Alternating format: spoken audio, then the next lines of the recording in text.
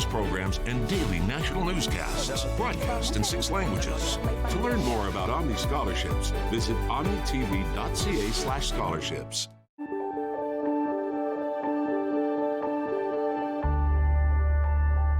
You're watching Rogers TV, Grey County. This program is brought to you by Ignite TV. Now you're in command. Visit Rogers.com for more details.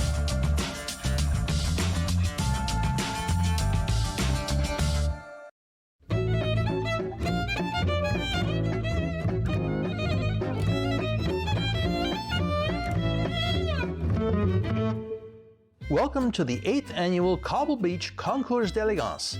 Thousands of people attend this 3-day event each year just north of the scenic city of Owen Sound. A Concours d'Elegance is a show of elegant and rarely seen automobiles, often viewed as art. And people think, oh, it's just the foo-foo cars. No, it's not. It's some people, this is their major asset. This is a big deal for a lot of people. Car people are very passionate, as you may have noticed over the last couple days. And it doesn't matter what your vehicle is. We love them all, but we have certain ones that we can highlight, and that's what we do at the Concours d'Elegance. Don't forget, the Concours de Le Mans, the people, everybody who has a car at the Concours de Le Mans, they love them, and the same with the cars, planes, and coffee. So we love all types of cars, all the car people, and you come for the cars, you stay for the people. One of the highlights for me this year is bringing together all of the, not just the judges, but the participants. They come from all over North America. We have cars and judges from Florida, Newfoundland, Illinois, Pennsylvania, New York, but 85% of our cars this year are Canadian. Normally we're around 60 to 65% are Canadian because the Americans loved coming here. Right now they're worried about getting across the border. What we found for the ones who did come up, they had no issues coming across. And so in the future, we expect to see more Americans again.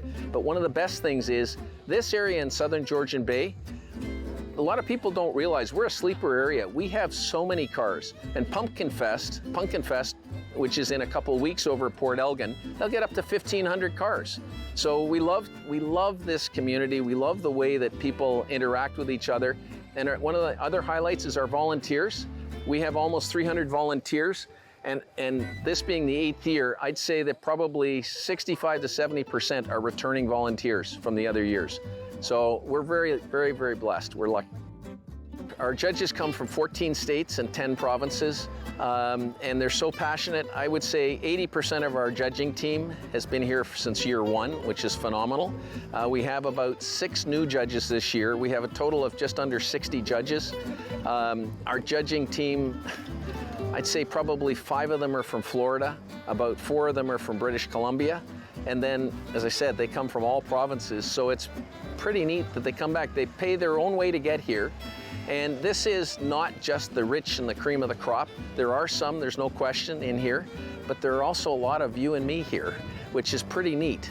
And as I said, some people, this is their major asset. This might be the thing. They don't want a house, they don't care. They want their special vehicle, and they spend all their time restoring and looking after it. It's a huge fundraiser, and for us, this is a really important deal. We want to help the local community, but we also have to help Sunnybrook because it's the major trauma hospital. If any one of us gets hurt here, guess where most of us are being sent? We end up at Sunnybrook. And so we started out doing the helipad in the early years, and now it's the great Gary Hurwitz Brain Sciences Center. Sunnybrook is so helpful to all of us, and it is a local facility. Even though you may think, even if you're from just around Owen Sound, don't think it's not your local facility, because if you're in real trouble, that's where you're going to end up. And we love to help local, and local to us is pretty much at Southwestern Ontario. Over the last 7 years, we've raised almost $700,000 for Owen Sound Hospital Foundation and the Sunnybrook Hospital Foundation. This year so far, I believe we're at about $92,000 for Sunnybrook, and we're going to be somewhere well north of 10 for Owen Sound Hospital Foundation, so we're really excited. We want to bring in people from the Wiarton area and get them involved. We want to bring in people from the Owen Sound area, get them involved, hence by using the airport, which was a fantastic venue, and working with the River District, again, another fantastic venue. And then finally at the Roxy Theatre, my goodness, what a great venue. It was we had 2 seminars that were excellent. Cars, Planes, and Coffee was a new addition this year. held at the Wiarton Keppel International Airport. Yeah, we were disappointed. We had the early morning fog, and as you know, all these aircraft have to be 25 years or older, and so they don't have the same avionics as all the modern planes. So coming in is very difficult for them. However, we still ended up with 6 of them, and it was a treat. It was our first year doing this, so it was a bit of an experiment for us. And I'll tell you, being at the Wiarton Airport, didn't know how that was going to go. Really, really pleased with the way the presentation area for the cars, the parking for the spectators, gave lots of separation, and yet there were some really great cars in the general admission parking lot. Over 200 cars lined the field as spectators gathered to marvel over them. This 1959 Meteor is actually probably one of the rarest cars here today. Meteors are the Canadian version of the Ford, same body with different trim. It's just like a Monarch is like a Mercury, but they only built Monarchs in Canada. These are made in Oakville, so they were maybe dressed up a little fancier than some of the standard Fords were. And it's actually quite a rare car. They only made 361 of these Ford hardtops. And I've done some research, and I've only tracked down 5, including our own. So this is a keeper, this car. It's a 1994 Suzuki Kara. We imported it from Japan a couple years ago. It's a 3-cylinder turbocharged. It's got about 65 horsepower, I think. You know, they only made about 500 of these ones. There's another car called the AutoZam AZ1. They made about 3,500 of those, so there's about 4,300 of them or 4,200 of them altogether. This car is a 1951 Nash Canadian Statesman. It was built in Toronto, Ontario. Nash was a US company that had a plant in Toronto at the time. And the reason I bought this car is my father, who immigrated from former Yugoslavia, had the same car, not this car, but the identical car when he first came to Canada. I bought this car online in 12 minutes when it came up for sale in Lloydminster, Alberta, because I've been looking for this car since I was probably about 12 years old, when my dad told me all its unique features and how cool it was, aerodynamic and streamlined, and I always wanted one. So. Well, my service car is a 1925 American LaFrance. It started life as a fire truck, what they call a Type 75 triple. So it would have had a fire pump and a hose body and a chemical tank for putting out fires. It was originally dispatched to West Palm Beach, Florida in 1926, and it served there until about 1966. Sometime after that, it lost all its fire equipment and it showed up here in Ontario. So I bought it as a wreck and I built it into this, which I call a service car, but we're at an airport, so I call it a crash truck today. Being from West Palm Beach is kind of fancy because it would have served the millionaires and billionaires at the time. And being 40 years in service, it was quite a substantial vehicle. 40 years is a long time to stay in service. When I researched through all of West Palm Beach history, they show one truck parked at the river fighting a fire downtown, so it pumped from the river for 28 hours straight. And I don't know if this was that truck. They had 2, so it was this one or the other one, but that's the type of vehicle where you could just park this by the river, suck water, pump it to the fire, 28 hours straight. I've only had it 2 or 3 years. This was my lockdown project. I started the restoration on this about a month before the lockdown, and once that came, it gave me plenty of time to build this. I was at a car show a number of years ago, and a fellow came along and he said, "Oh, I know this car." I said, "I restored it." So he got telling me a bit about the history. The car was sold new in Toronto. Guy drove it a few years, then he sold it to a couple down the Niagara Peninsula, down Grimsby, Beamsville, down that way, and they took it on their honeymoon. She drove the car for a few years, and then they put it in their barn, and I think that's what saved it, because apparently the car was there for about 20 years. and I'm not sure how he got wind of the car, but he bought it and did a body off restoration on it, and it was advertised for sale in the, I believe it was the Auto Trader, and this car dealer at Chatsworth bought it, stored it till spring till the good weather came, and put it on his used car lot.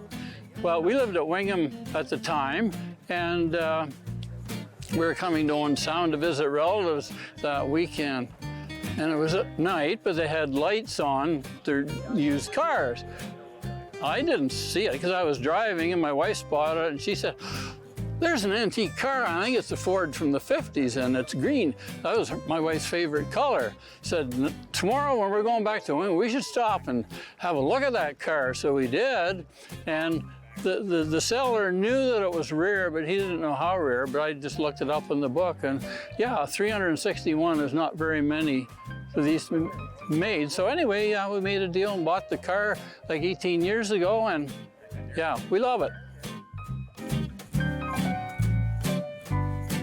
It's got the rear engine. It's considered a K car there, so they have a section of automobiles, small form factor, better gas mileage. So that's why they were made so small and for that classic car. It'll go about 125, 130 kilometers an hour.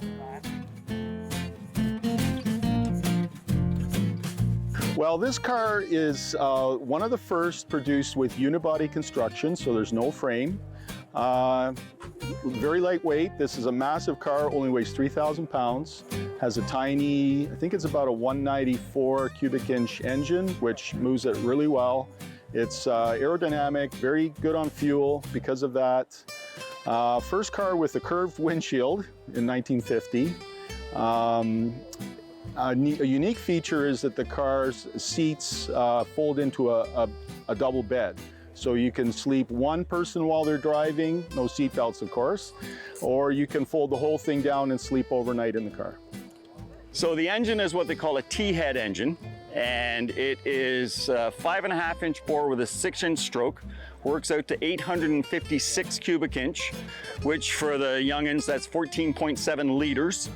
And if you're driving a Honda minivan, you're 2.5 liters. This is 2.5 liters per cylinder. It's a little big. To me, what I love about the engine is this is the origins of automobiles. So the first cars had one cylinder under the seat. Once they brought the engine out and made multi-cylinders, they were all T-head engines. So although this is 1925, the origins of this engine are right back to the beginning of time in the automobile. This motor is basically a copy of the 1904 Benz, the first car they called the Mercedes, the modern car of the era that everyone copied. This is the closest I can get to the origins of the beginning of automobiles. So the drive on this is, first of all, we don't have a transmission behind the engine. We have a transaxle at the back. The transaxle is cast bronze, probably weighs about 1,500 pounds, but it runs 2 jack shafts, and the 2 jack shafts, they power 1-inch chains to the rear wheels. So this is a 15-liter motor running 1-inch chains to the rear wheels. Yeah, this is my second time to Cobble Beach Concours. The last was, I think, in 2019, and glad to be back. They get amazing cars from all over North America, and to me, it's the top show in Canada, bar none, and I'm just glad that it's this close to home. I was at Cobble Beach with another vehicle in 2018. I had a 1921 Rio. I brought it because it had been in a barn since 1964. And the same year I brought it out, I got it running, I got it going on its original paint and everything, and I thought it deserved to be on the show field the same year it was restored or rescued. So that was the first time I came up for displaying a car at Cobble Beach.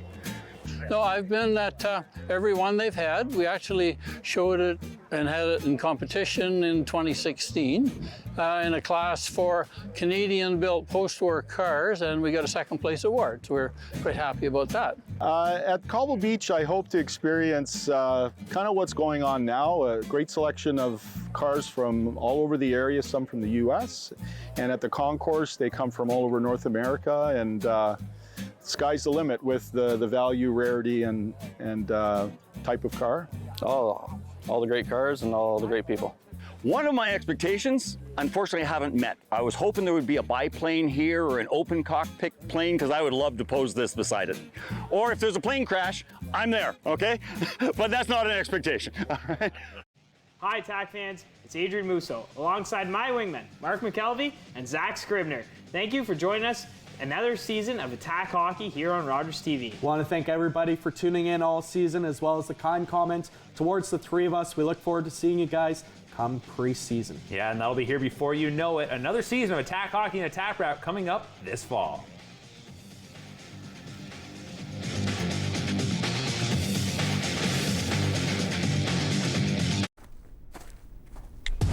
Online betting is booming. Booyah! Woo! Oh yeah! You could win big!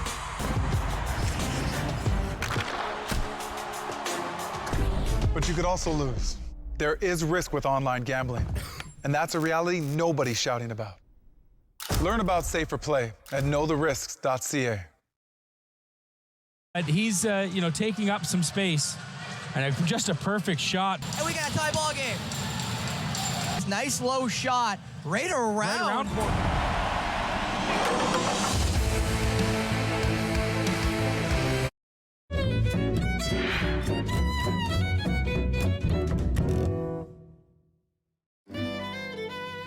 The Concours wasn't just a show for the rare and vintage models.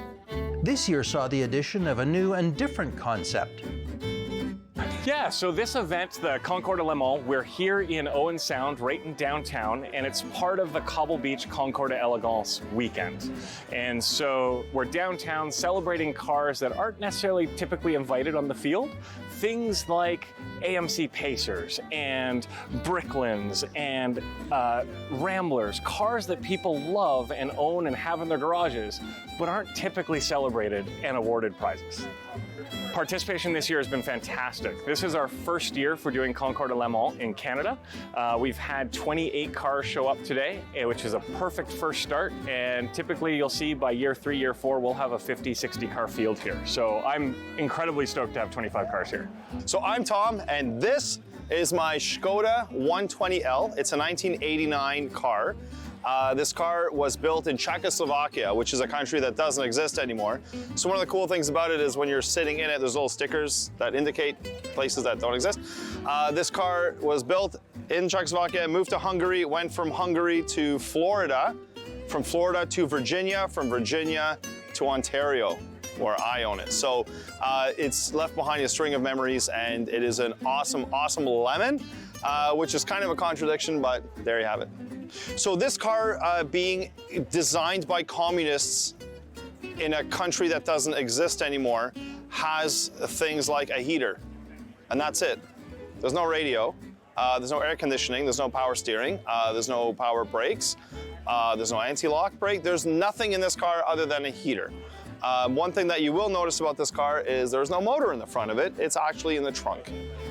So everything about this car is different than what you would expect from any other vehicle that you'd be driving today. What made me want this car so badly? I am Czech, and so this car for me, it's always been sort of a part of my heritage in a sense. This was always a car that was unloved, always. This is an unloved vehicle that even at the time nobody liked it. Not many people like it today. But the family that's grown up around this vehicle, not just my family, but the people that I've met and shared adventures with, has really added a lot of soul to this car. And I think that's kind of what the show is about. This isn't a show about ugly. This isn't a show about, cars that suck. This is a show about cars that have heart, that are unloved. Just because they weren't just because they weren't a poster on some kid's, bedroom wall, doesn't make the car any less cool or exciting in the right hands. This is the original color of paint, not the original paint. It's been resprayed once, but that is an original color, yeah. I don't know what it actually is. My name is John Pomeroy. I'm from Melanchthon, Ontario, and this is my 1994 Caprice police package. Well, I think it'd be a feature to be a lemon because it has 1.3 million kilometers on it. It's a little rusty, you know. It's RCMP car.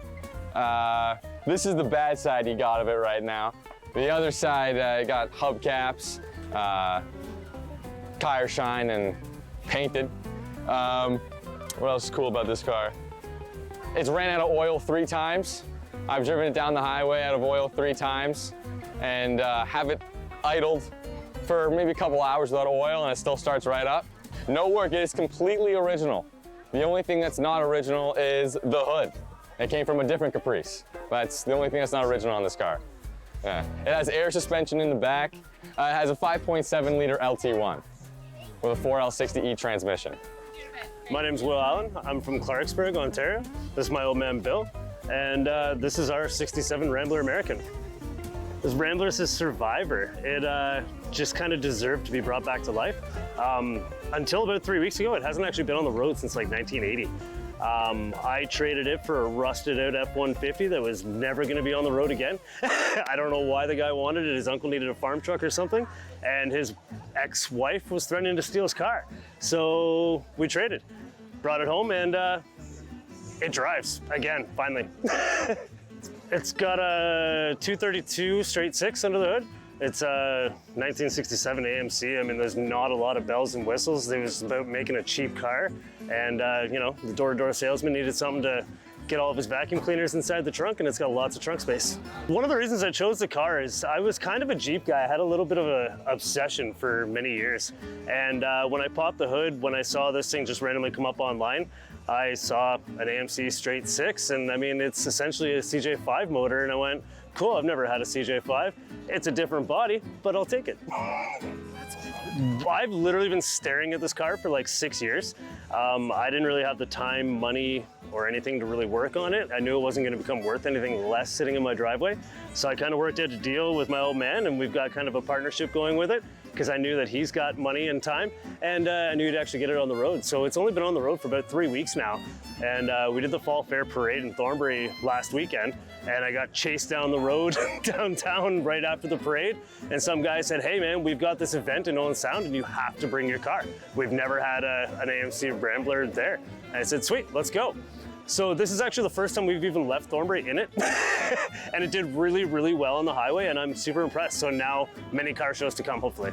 Some of my favorite aspects about this show are just the people that come in and bring their vehicles here, because they're not offended by the term lemons. You know, they're not upset that someone will look at their car and laugh, because you will get laughed at when you bring your car here. That's just the way it is. And for me, I think that is phenomenal, because there's so many smiles here. I can see them from here. You know, whereas if you go to a more serious car show, you might lose some of that fun and the good energy that you get out of a place like this. I love seeing everyone's lemons. I think it's really cool and see like the different varieties, everyone's cars. I love the signs as well. What I've loved about this Lemons show is there's a lot of obscure stuff here that you're not going to see at other car shows. You don't come across a lot of Pacers. Everybody I've talked to here hasn't seen an American in a long, long time. And that's kind of supposed to be the whole point of this thing, right? I mean, you can go to a car show and see a Camaro every day. You're not going to show up and see an Acadian at most car shows. And yeah, we've had a blast. I mean, it's been a lot of fun talking to people and talking about the car and sweating it out in the heat. I like it. So one thing I should mention, if you have a car that should have been here at the Concours de Le Mans, next year at the Cobble Beach Concours de Le Mans, we're going to host Concours de Le Mans again. We want to award you for owning and loving a car that most people don't appreciate. If you have a lemon at home, definitely come to this event, because the people here, everyone is talkative, everyone likes talking about their car, and the community is just awesome. So if you have a lemon, I would definitely bring it next year. I think you absolutely should participate. I think what you need to plan for is you just need to make sure that your car has a big enough trunk to carry the bribes for the judges, because that is very necessary. Otherwise, you're gonna have a hard time winning awards here. But other than that, just bring a smile, bring your car. It doesn't matter what it is, as long as you have a good story to share, and just bring your love for the vehicles. I think everybody with a lemon car should come to the Lemon Show. I mean, why wouldn't you? It's a blast. And you know, the more cars we get, the bigger events, the more the word gets out and the more people will come and enjoy all the cars. Simply visit the Concours d'Elegance website, so Cobble Beach, concours-d'elegance.com. Visit the website, the Concours de Le Mans, information's right there. You can sign up for next year as soon as this event is over. I don't think we need to bribe any judges. Obviously, we're gonna win everything. I mean, how do you not give all the awards to a Rambler American?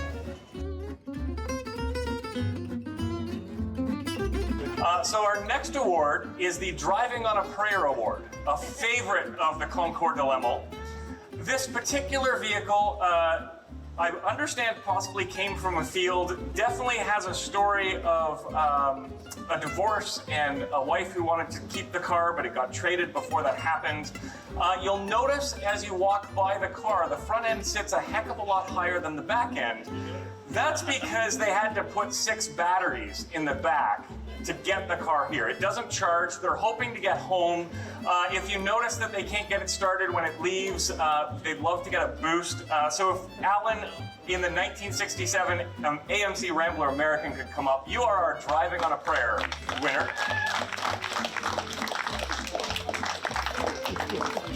Oh, we did. So come on up, grab your... Yep. Come on up, turn around for the photo. There we go.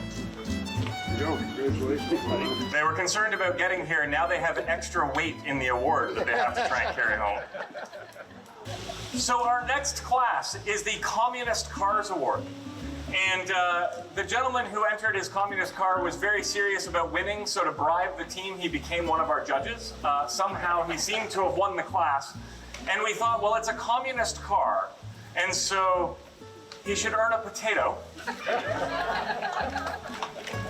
And then to appease him and his potato, he gets a small bottle of vodka. So Tom in the Skoda, if you could come up. Congratulations, sir. Hang on. It's good. It's a good potato. It's a good potato. Matching the mayor's shirt.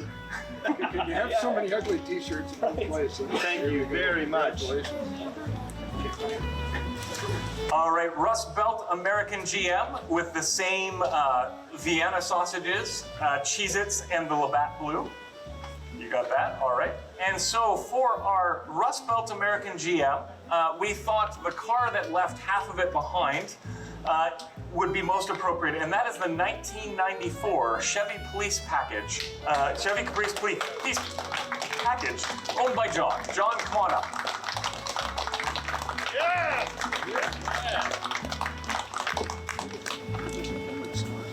So, word to the wise, don't ever loan John your vehicle. He's told me that he's run out of oil twice on the highway in that car and continued to drive it all the way home. So don't loan him a car. Warning lights mean nothing to John. So while this does conclude the Concours de Le Mans, if you have won one of the awards, we'd love for you to display it on your hood or your windshield so that we can run around and grab some photos, because this is the first Concours de Le Mans to happen in Canada. And we want to make sure that we have the photos and the documentation, because we're coming back next year. It's going to be bigger. If you have an underappreciated car in your garage, or perhaps you're surfing Craigslist, this is the year to buy one, because next year, you too could win a prize pack from the Dollarama. So come on back next year. Thank you for bringing your cars. We really appreciate it. Have a great afternoon. We return to Cobble Beach Golf Resort for the highly anticipated main event. Down on the 18th fairway, an incredible lineup of vehicles await close inspection by the judges. I'm Ron Foss. I'm the grandson of the original builder for the original car.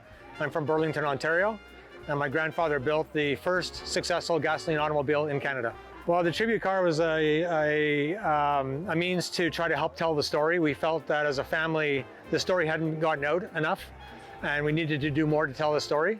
So about 4.5 or 5 years ago, I got the idea that to help tell the story, if I could find a way to build a replica of the car, it would be a good means and ways to be able to do that.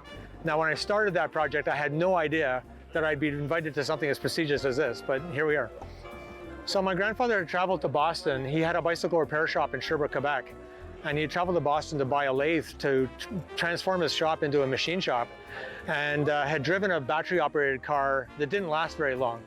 So on the trip home, he felt that the automobile was going to be more successful with a combustion engine on it than with batteries. And because the bicycle repair business in Sherbrooke, Quebec doesn't do much over the winter time, over the winter of 1896 into 1897, he built a combustion engine and built the car. Well, the history really is that it's his first, that it scared children, it got stuck in the mud, petrified the horses, but he drove it back and forth between Montreal and Sherbrooke on a couple of occasions. He got a ticket in Montreal for driving on the sidewalks in the winter time because the merchants would clean the sidewalks. He had no trouble with it. It didn't require any repair during that period of time, and he successfully sold it in 1902. My name is Rob Douglas. I'm from Toronto, and this is a 1953 Mercury M100 pickup truck. It was built in Windsor, Ontario. It's a Canada-only car, and it's a very rare vehicle in the sense that it's one of the last years of the flathead Ford V8, and it's the first year of the automatic transmission, and this vehicle is equipped with a 3-speed automatic transmission, built in Windsor, Ontario, and originally delivered in the prairies. It was a rust-free car that was lovingly restored in the Ottawa area in 2017, and I acquired it in 2019 and have been enjoying it ever since. Well, yes, so I mentioned it was restored in the Ottawa area in 2017 by a very passionate early Ford V8 member. And the significance of this vehicle for me is my father was a Lincoln Mercury dealer for 30 years, and this is a tribute to my father to own this Mercury today.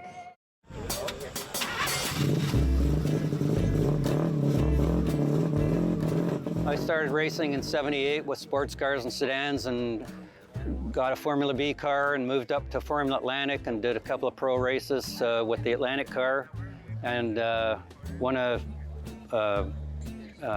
Canadian championship, an Ontario championship with it. And then we converted the car into this car. And Can-Am racing sounded like a place we wanted to go. So I ran the car in the Can-Am series in 1986. And so we ran 6 races with the car. And I know it's a short history for a race car, but that was it. And it got parked. And then I have other projects that I work on, but when this car would call to me, I would just keep going and updating it and updating it and updating it. And I finished it just in time for the 50th anniversary Can-Am reunion at Mosport. And we did wake-up laps with some other Can-Am cars that weekend. And that was the first time I got to drive it in quite a long time. And then we got through that, we got invited to Monticello, New York, to the Art in Motion show, where surprisingly enough, we were given the, Wayne Carini presented us with the Spirit of Racing Award at the Art in Motion show. He was impressed that not only did I build the car, but we were still driving it 35 years later. So it came home, and then it went to the Toronto International Auto Show in the Auto Exotica booth. And then it went back into our shop, and it's been sitting there for 4 years doing nothing. So we had a chance to bring it back here, so why not? It's a nice thing to have now because I'm not racing anymore, so it's more for exhibition and enjoying venues like this.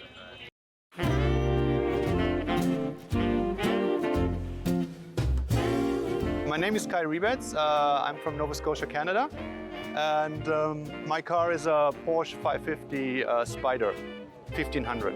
It was in our family. I'm second generation owning this car, and it was in the family for decades, and there were different stages this car went through, but this is the final restoration result. It was raced in 55 and 56, and I think some years later too, and the driver was Austin Conley. Racing the car. It did Watkins Glen, and it did Nassau Speed Week and some other races.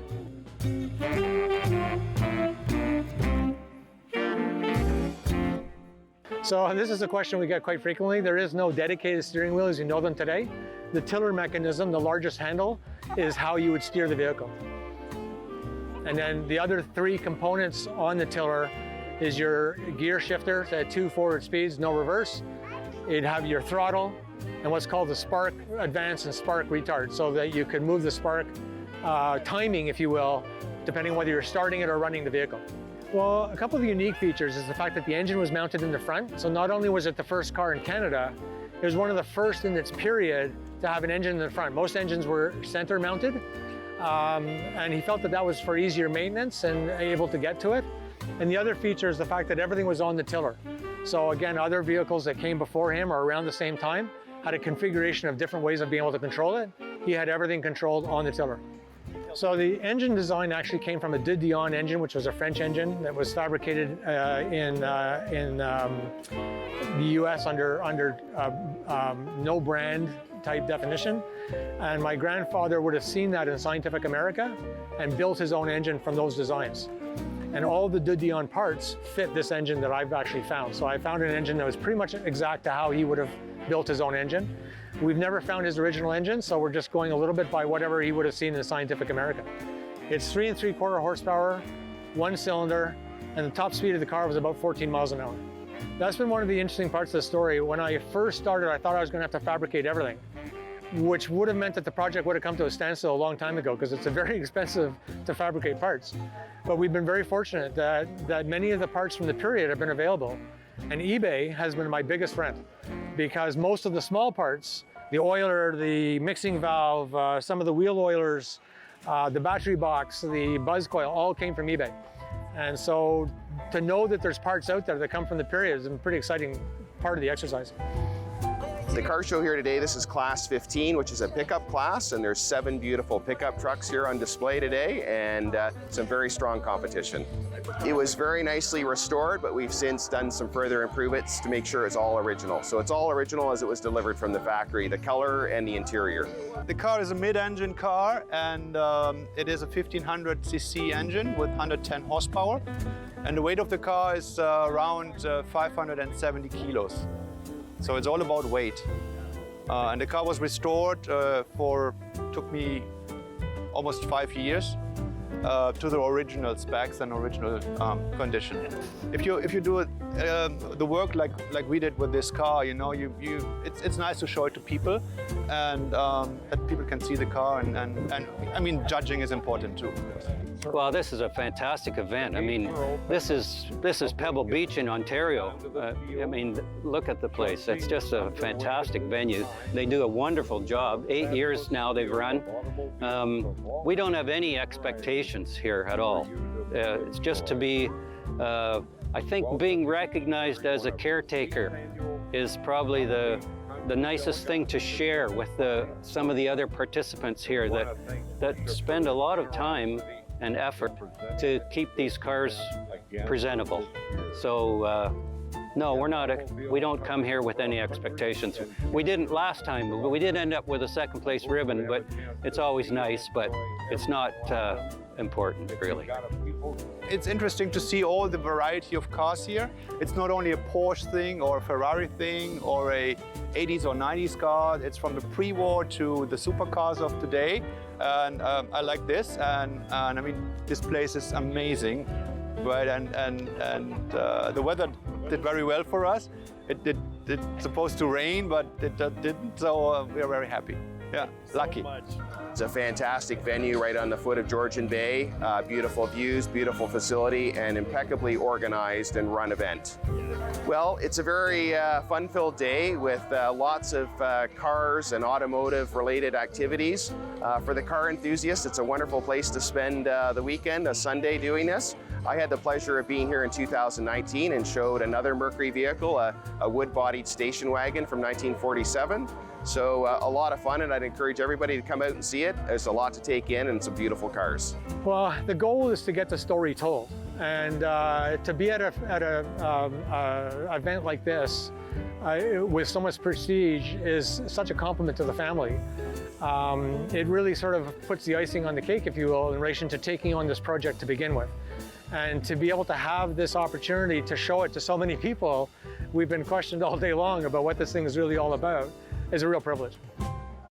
Hi, I'm Dave Carr. Next time on Politically Speaking, David Shearman will be your regular host, and he'll welcome the mayor and deputy mayor of the town of the Blue Mountains. That's Politically Speaking on Rogers TV.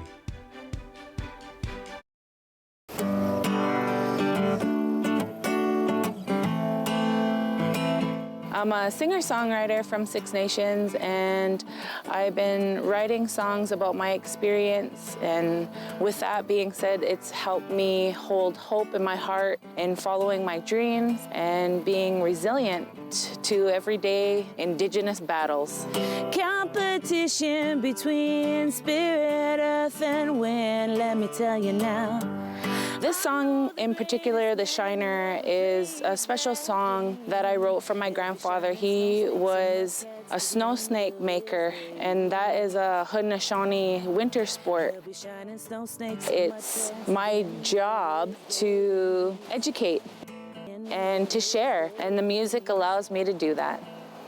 He'll be shining snow snakes and mudcats to the end of his days. Don't forget to tune in to Grey County Life on Rogers TV next week. We're going to be talking to Gracie Jett. She's a singer, songwriter, and musician.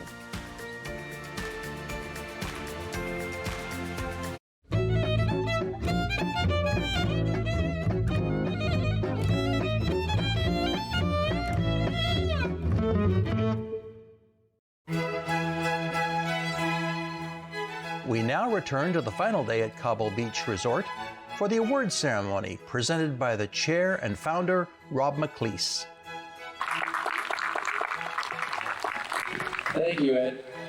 Thank you to the staff here at Cobble Beach, the Cobble Beach Concours d'Elegance team based in Toronto at Access Capital.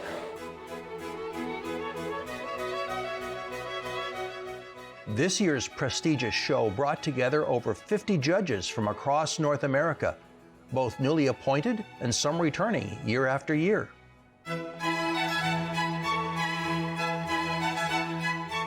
Participants will be competing for numerous awards and trophies.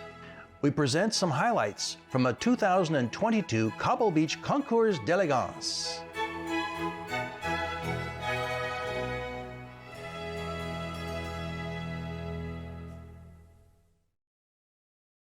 And now, the best in class, classic Porsche pre-1983. Best in class, ladies and gentlemen, a fabulous 1955 Porsche 550 Spider.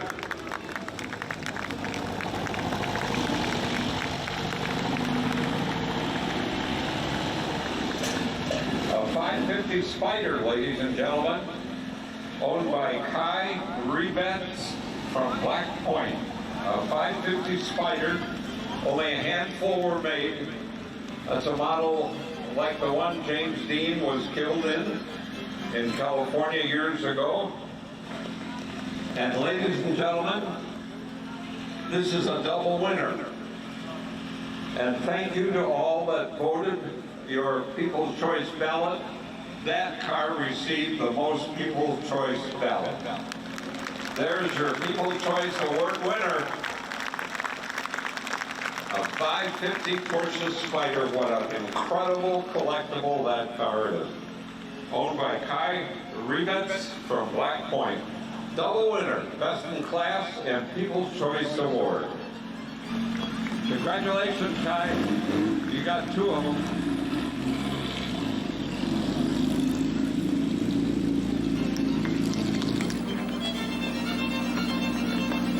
Our next Ferrari is going around the circle. We'll be up here in just a minute. First place, supercar, Class 12, first place. 2022 Ferrari SF90 Fiorano. Assetto Fiorano. Owned by Travis Agresti from Toronto. Another supercar. That's best in class, the world sports car, and it's the right color, Ferrari Rosa Red.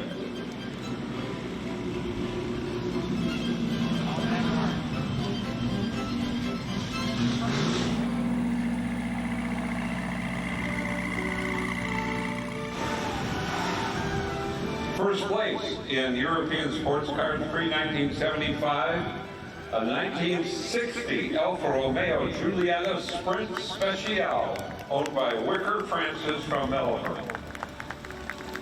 Alfa Romeo Giulietta, 1960 Sprint Speciale. That's best in class, Class 5 European sports cars.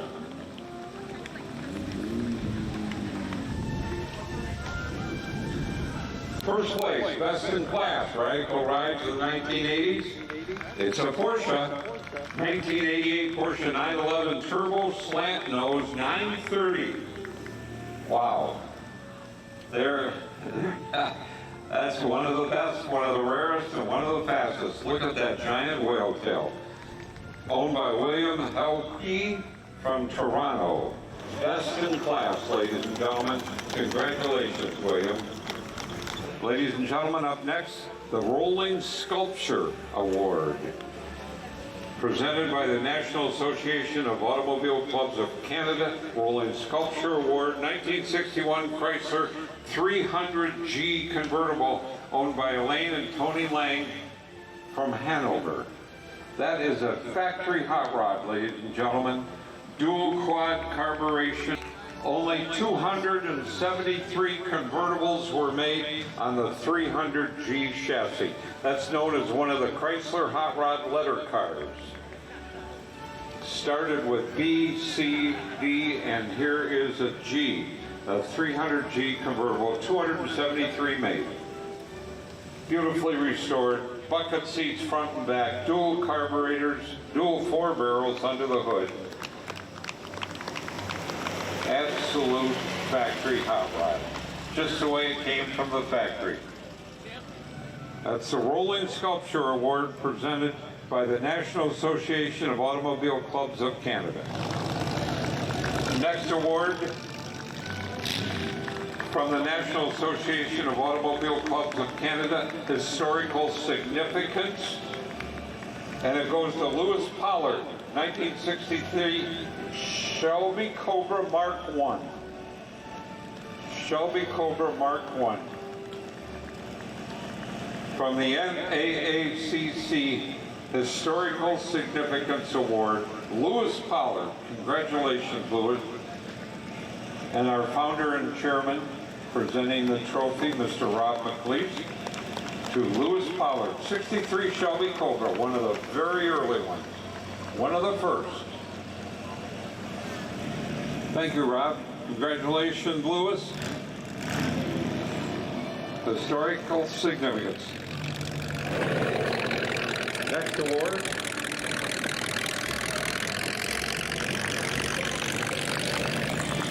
Debut award is up next.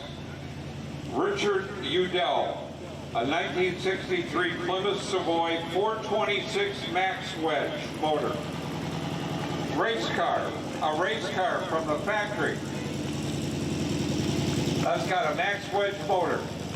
That's a 413 dual intake 4-barrel, dual 4-barrel carburetors. Very special car. Plymouth Savoy, 1963. Later, the 426 designated a Hemi. This is the Max Wedge, before the Hemi production was available. Richard and Sage Udell. That was a flat-out race car, drag car built by Chrysler Corporation, 413 dual quad Max Wedge with a wild intake manifold. One of only 18 made. They came with a decal in the glove box that said this car is not for road use, it is for racing purposes only. Second place, a 1953 Mercury M100 owned by Rob Douglas from Toronto. A Mercury pickup. That name in pickups was only sold in Canada, not in the U.S. A Mercury pickup.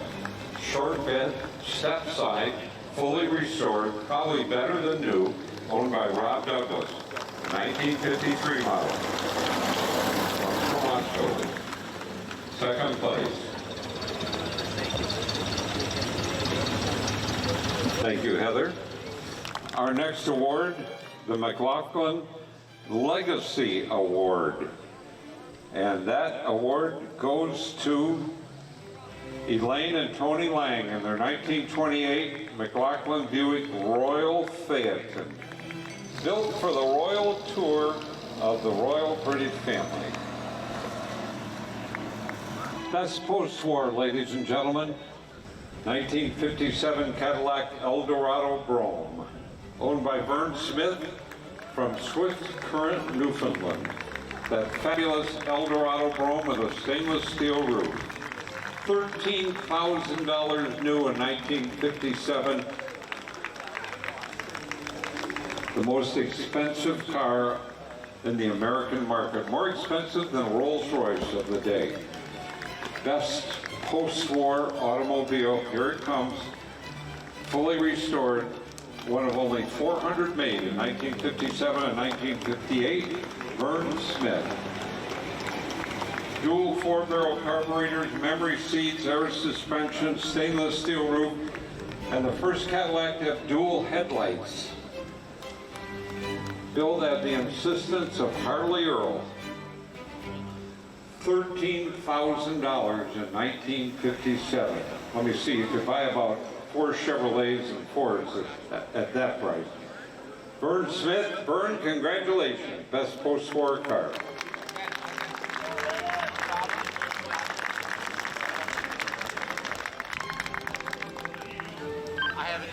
That is a very complicated, expensive car to restore. Power trunk opener, suicide rear doors, memory seats, complete with a ladies' vanity kit, and a very low production color. Most of them were black. There were a few in white. I've seen one red one, and that's the only green one of that color I've ever seen. Very, very low production. 400 made over 2 years. Best pre-war car in the field, 1932 Lincoln KB V12, owned by Bill Wilenga. 12-cylinder Lincoln Coupe. Custom Judkins body. Best pre-war car on the field. A model KB Lincoln, rumble seat, side mounts, luggage rack, rear view mirrors on the side mounts, a 12-cylinder Lincoln Coupe with custom body by Judkins and a padded top. Best pre-war car. Congratulations, Bill. And now, ladies and gentlemen, the final award of the day.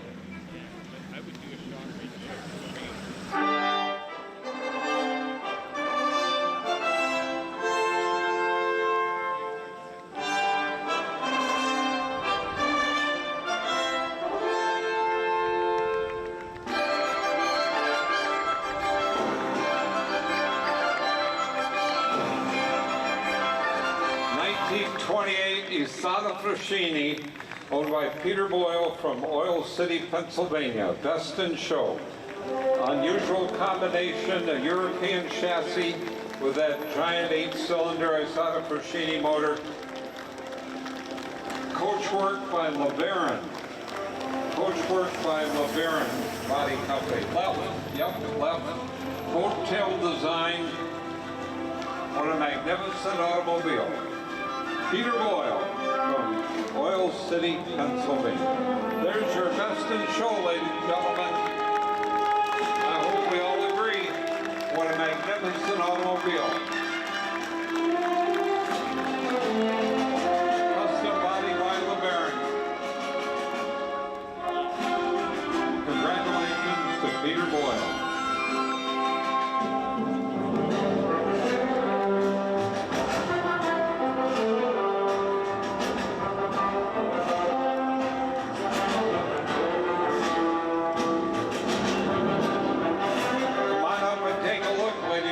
If you want to see that car up close and personal, or either one of our other 2 big winners, the Lincoln and the Cadillac. Best in show, Isata Frascini with a LeBaron body. On behalf of the Concours delegates here at Cobble Beach Committee, I'd like to thank all the car owners for the time and expense of bringing their cars to this event. Thank you to all of the sponsors, especially Porsche, our presenting sponsor, who will be back with us again next year. Thanks to the public for coming in to see these magnificent automobiles. Thank you very much, ladies and gentlemen, and a special thank you to the McLeese family for their dedication to this annual event. Thank you very much again to the sponsors for making this event possible. Best post-war, best pre-war, and best in show right up here. Come on up and take a look if you'd like to see them up close and personal. My name is Ed Lucas from Detroit, Michigan. It's been an honor and a pleasure for me to be here and help present these awards to the car owners. Thank you very much. Hope to see all of you next year. Same time, same place. We will be back. Thank you for coming. No, I just want to thank the area for all the support they've given us over the years. This has been phenomenal. It's a real treat for us to be able to host this. And thank you, Lord, for the weather, because you know what? We got some rain early on, but we've been so lucky. Each of these concours, it seems to clear. And the people go, what do you do? And then we do a lot of this, I'll tell you. That's what we do. In terms of the future, each year, God willing, we will be doing the concours as long as we can. My target is to see us get the fundraising. I have a certain target in mind for the Owen Sound Hospital Foundation, another one for Sunnybrook, but they're both significant numbers. And I really want to see that happen.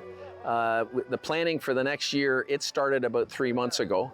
It's about a 15-month advanced planning. So when we hit COVID, let me tell you, that was it's like throwing cold water on everything. It was very tough hanging in because the concours doesn't have any source of income except our partners here today and the gate. So we need people to come on the day of. It's really important.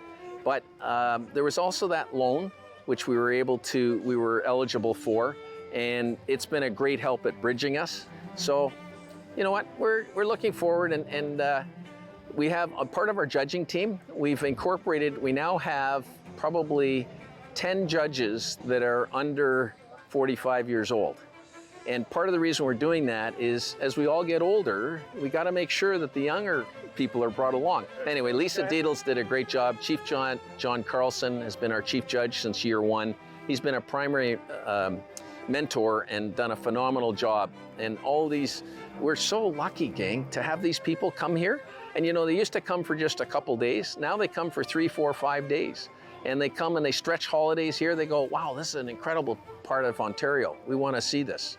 So anyway, thank you very much.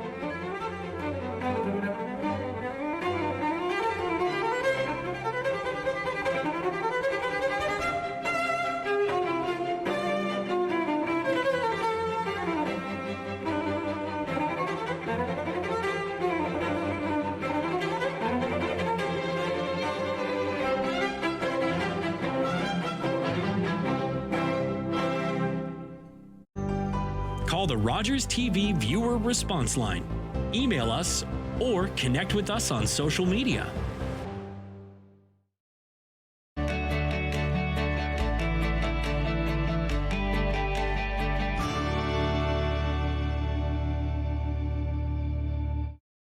Hello, I'm Liz Dowdswell, Lieutenant Governor of Ontario. In 2008, carbon monoxide, a deadly invisible gas, killed an entire family in our province. That tragedy led to a new law requiring homes with potential CO sources to have alarms. John Gignac's family members passed away that day, and he shares his story to save others. Please make sure you have working CO alarms in your home. Protect your family today. The unsolved ones, we have to stand up and approach these cases in a way outside the box. Let the world know, is those out there